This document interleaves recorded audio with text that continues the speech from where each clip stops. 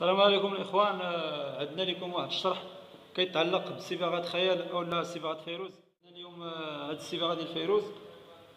هاد صباغه فيروز باش مزيانه، يعني هادي ديال فيروز بالضبط. علاش مختلفه على الصباغات الاخرين؟ حيت كاين بزاف ديال الديكورات، كاينه فيروز وكاينه هادي ديال اطلس. هاد خيال. نقول لكم شنو هو الفارق اللي كاين بيناتهم باش ما تغلطوش. وكاين هادي ديال الفاكو، هادي كيقول لها ياماندا. كاينين ثلاثه انواع، هادو هما اللي مشهورين. كاين بزاف ديال الانواع اخرين، كاين ستيلا ديال كولورادو، كاين ياقوت ديال ميدي عفوا. المهم دابا غادي نهضروا على هاد فيروز هي الاولى.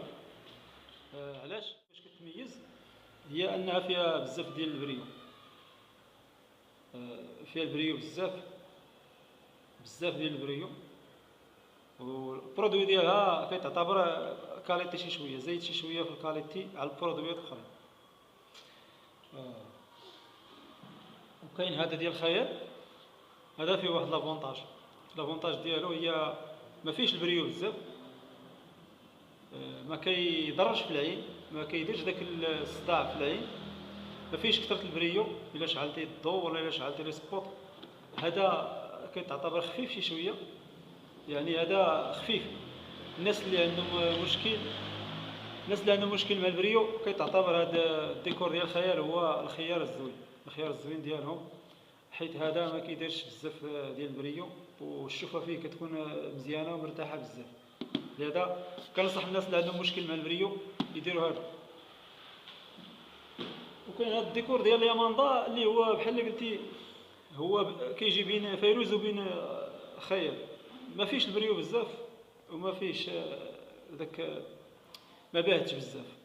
هذا كيجي الوسط، هذا كيقول له ياماندا. هذا حتى هو دوك الناس اللي متوسطين اللي ما باغينش بزاف ديال البريو، هذا مزيان ليهم الديكور ديال ياماندا. هذا هو المشكل اللي كيكون الاخوان، حيت ما كيعرفوش شنو هو الفرق اللي كيكونوا بين فيروز. فيها بزاف ديال السقلي، فيها بزاف ديال الناكري، مشعشعه شي شويه، يعني بهذه العباره مشعشعه شي شويه. خيال هي بالنسبه لي انا هي اللي مزيانه، هي هاد الخيال هذه، لان هي ما فيهاش السقلي بزاف، والديكور فيها زوين، والشوفه فيها مرتاح اكثر. يعني ملي كتشوف في الحيط ما كيديرش لك مشكل، الشوفه فيه مرتاح اكثر. لهذا انا كنصح الاغلبيه ديال الناس، دائما الناس اللي كنخدم لهم كنقول لهم يديروا هاد الخيال هذه، خصوصا في الصالونات اللي يكون فيهم حركه بزاف.